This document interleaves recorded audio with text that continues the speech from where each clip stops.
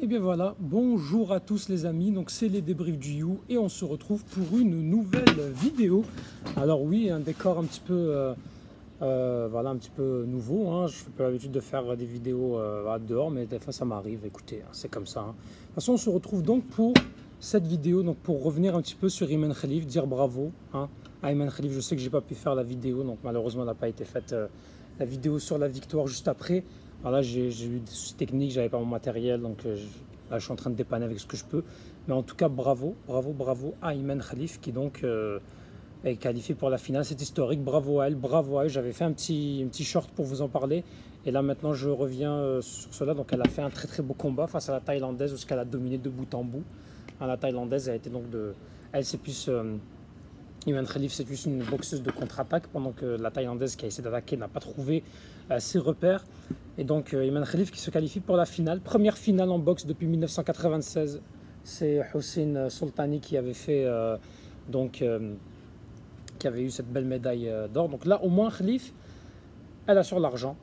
Elle a sur l'argent. Et pourquoi pas une première médaille d'or depuis 2000, parce que la dernière médaille féminine, c'était Sonia Aslah, donc dans le judo. Si je ne me trompe pas, c'était une médaille de bronze, les amis. Ou une argent. Vous me corrigerez dans les commentaires si je me suis trompé.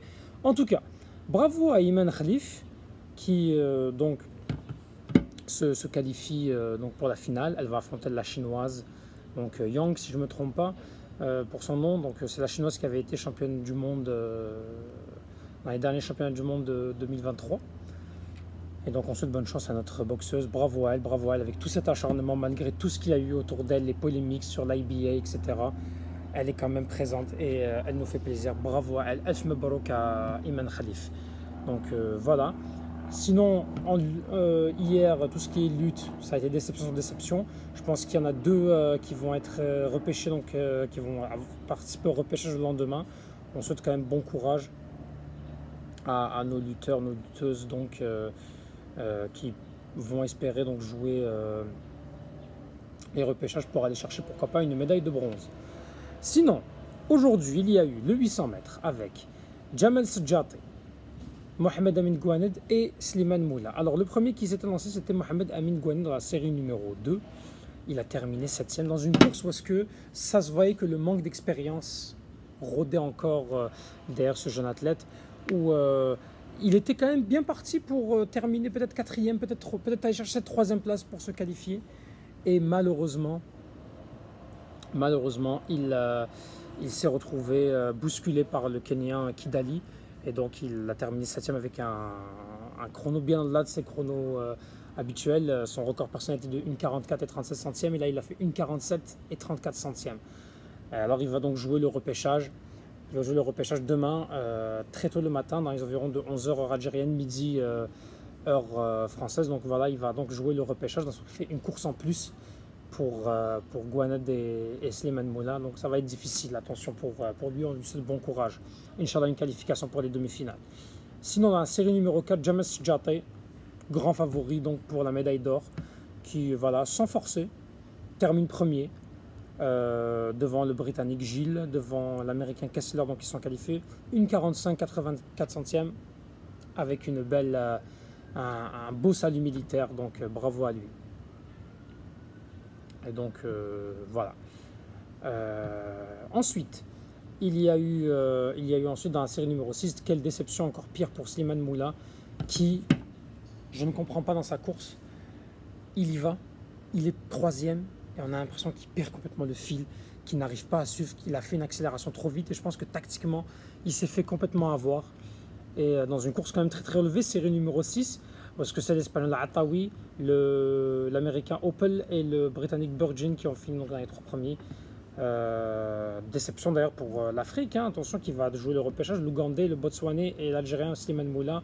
Quand même 15e au monde hein, pour Slimane Moula, qui termine avec 1,46,71 et qui va s'engager lui aussi dans le repêchage. Donc seulement la qualification pour James Sejati pour les demi-finales sans forcer. Bravo à James Sejati, donc il jouera les demi-finales et il aura le temps de se reposer demain. Teriki qui s'est qualifié aussi pour la finale. Alors il n'a fait qu'un saut de 16 mètres 85. On espère qu'il se ménage seulement hein, pour Teriki Yasser. il a fini quatrième dans son groupe. Il est quand même parmi les derniers dans, dans, son, dans son classement. Donc il est dans les 12 premiers pour se qualifier pour la finale. Bravo, bravo, bravo à lui. Donc voilà. Sinon, en lutte gréco-romaine, il y avait aujourd'hui Rayou, donc de la lutte gréco-romaine dans les moins de 67 kg, défaite en huitième de finale face à l'Iranien. Et dans les moins de 87 kg, Sid Azara qui a perdu face à le Géorgien Gobadze. Donc voilà un petit peu pour les résultats d'aujourd'hui. Donc demain, qu'est-ce qu'on a demain? Demain, on a 3 lutteurs, dont une lutteuse dans la lutte gréco-romaine avec Awissi qui va jouer contre la Nigérienne Adeku Roy. Dans la lutte libre catégorie moins 57 kg à 10h42 heure algérienne. Ben Farjallah qui va jouer contre le japonais Ichiguro à 10h21, donc dans la lutte libre aussi, donc moins de 86 kg homme. Lutte gréco-romaine, deuxième tour, repêchage de Rayou qui va affronter Horta Sanchez.